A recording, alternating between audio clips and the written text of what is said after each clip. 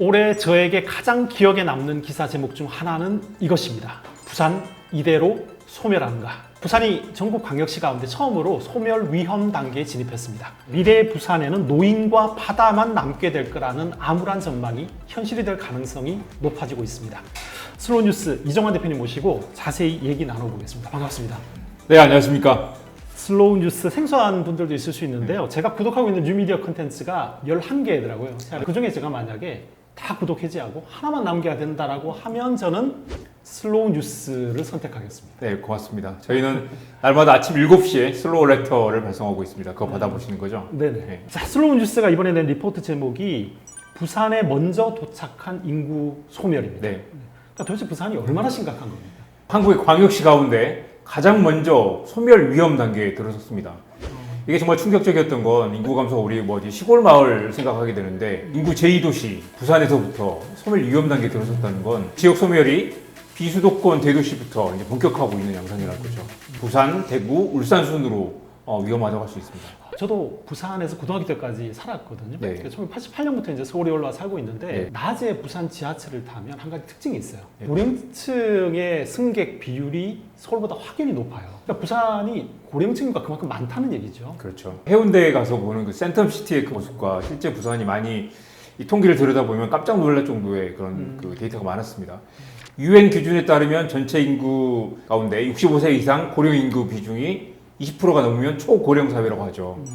근데 부산은 이미 이게 23%가 넘었고요. 23%. 네네. 초고령 사회에 이미 깊숙이 들어가 있는 단계입니다. 우리나라 광역시 가운데 유일하게 초고령 사회에 진입했습니다. 2050년이 되면 44%가 이미 65세 이상이 되게 될 거라는 거죠. 앞으로 30년 안에. 전국은 2050년이 되면 40%. 그러니까 부산이 전국 평균보다 훨씬 더 심각한 상태라고 할 수 있습니다. 지방 소멸 정도를 평가하는 인구 소멸 지수라는 게 있던데요. 네네. 근데 이건 어떻게 계산하나요? 이게 사실은 이제 그 인구 소멸을 나타내는 글로벌하게 쓰이는 그런 지표인데 마스다 히로야라는 일본의 그 공무원이 만든 지표입니다. 그래서 20세에서 39세 가임기 여성이라고 하는데 여성의 수를 65세 이상 노인 인구로 나눈 비율을 말합니다. 그러니까 이제 아이를 낳을 수 있는 여성 대비 노인들 인구를 나타내는 것이죠. 노인이 많아지면 이 비율이 낮아질 것이고 여성이 줄어들면 이 비율이 더 이제 낮아지겠죠. 20세에서 39세 사이 여성이 줄어들고 네. 그다음에 고령층이 많아지게 되면 네. 이게 굉장히 급격하게 맞습니다. 네, 이게 인구 그러니까 소멸 지수가 같이 낮아집니다. 청년들이라고 하더라도 남성 청년만 많으면 별개고요.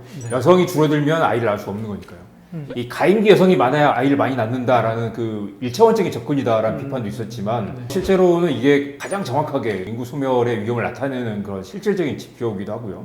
지금 우리가 살펴볼 부산도 보면 20대, 30대 여성들이 빠져나가면서 이 가속도가 더 빨라지는 모습을 볼 수 있습니다. 인구 소멸 지수가 1 이하면 소멸주의고요. 0.5 이하면 소멸 위험인데 이미 부산이 이 소멸 위험 단계에 들어섰다는 거죠. 전국 평균이 0.61이고요. 서울과 경기, 인천, 광주, 대전 정도는 0.5를 살짝 웃돌고요. 국내 2위 대도시인 부산이 위험 단계에 들어섰다는 게 놀라운 사실입니다. 인구 소멸 지수 0.48 이러니까 아직 감이 잘 안 잡히는데 네.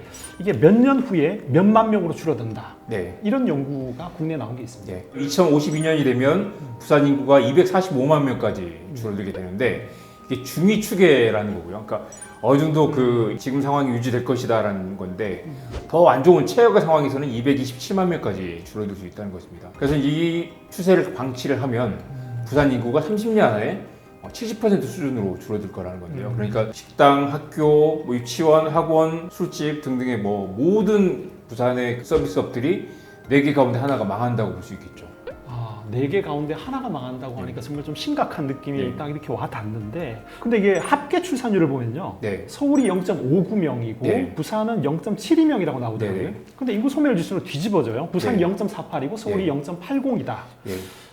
이게 서울과 수도권은 그럼 상대적으로 전입이 많고 부산은 그렇습니다. 전출이 네. 많았다 이렇게 네. 생각하면 되는 건가요? 부산에 여성들이 남아있으면 아이를 낳는데 여성들이 빠져나와서 수도권 올라오고 수도권 올라온 여성들은 일을 하느라 결혼하지 않는 그런 모습을 보인다는 거죠. 결혼을 하지 않거나 아이를 낳지 않고 또 서울에서 이제 맞벌이를 하다 보면 아이를 낳기 쉽지 않잖아요. 역설적이지만 부산이나 거제나 창원 같은 데서 대기업에 다니는 남성과 결혼한 전업주부들은 아이를 낳을 확률이 높은데 지역에서 일자리 없어지고 부산을 옮겨오고 부산에서도 일자리 없기 때문에 서울로 올라와서 일자리를 잡은 여성들은 또 결혼을 하지 않거나 아이를 낳지 않는다는 거죠. 연쇄적으로 사실 그런 일들이 전국적으로 지금 벌어지고 있는 건데, 네. 근데 같은 부산이라도 사실 좀 지역별로 차이가 있을 것 같아요. 영도구의 지역 소멸 지수가 0.3으로 가장 심각합니다. 0.3이요? 예, 0.3입니다. 0.5면 위험하다고 하는데 이미 0.3까지 떨어지고요. 네. 원도 시민 서구, 동구, 중구가 0.3에서 0.4 정도 되고 상대적으로 소득이 높은 해운대구도 0.4에서 0.5 수준입니다.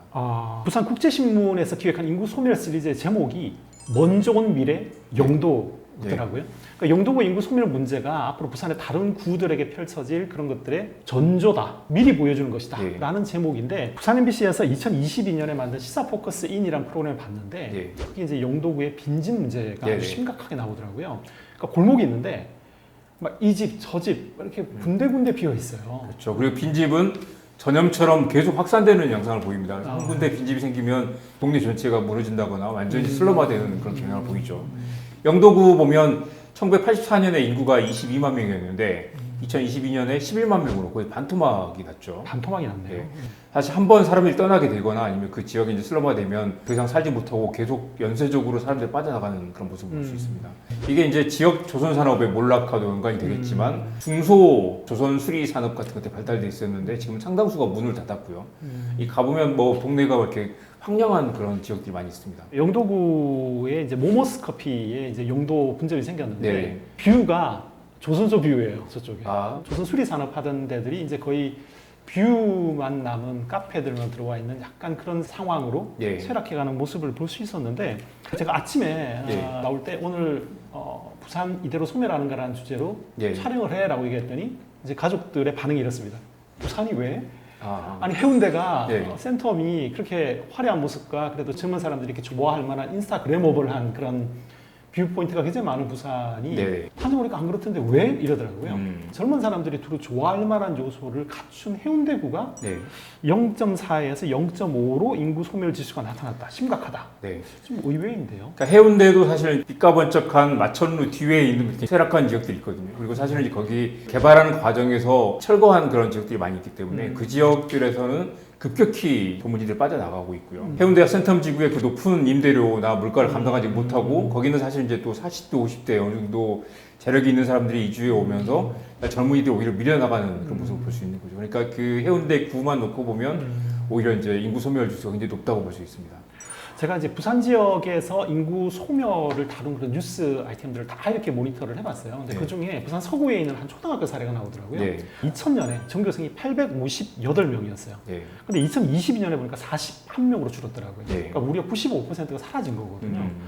그러니까 이 부산의 인구 감소가 얼마나 심각한지 보여주는 그런 어떤 단적인 예인데, 근데 결국 부산하고 인천의 어떤 인구 추이에서의 그런 운명이 갈리는 거는 수도권이냐 아니냐, 다르게 네. 표현하면 양질의 일자리가 많으냐 적으냐, 네. 이걸로 갈린 거라고 보면 되는 걸까요? 그렇습니다. 한국의 제2위 도시라고 하는데 이 지역 내 총생산이라고 하죠. 그 GRDP라고 하는 게 인천은 2% 정도 성장을 하는데 부산은 2.6%밖에 되지 않습니다. 부산의 성장률이 이미 꺾인 지 굉장히 오래됐다. 그리고 부산에서 일자리가 늘어나지 않거나 부산에서 임금이 늘지 않거나 그래서 부산에서 사실 미래를 볼 수 없는 그런 암울한 그 인식이 퍼지고 있기 때문에 부산에서 계속 떠나고 양질의 일자리가 부족한 게 결국 인구 소멸로 이어진다고 볼 수 있겠습니다. 부산 청년의 70%가 일자리를 찾아서 떠난다라는 그런 답변을 했다는 설문도 있었죠.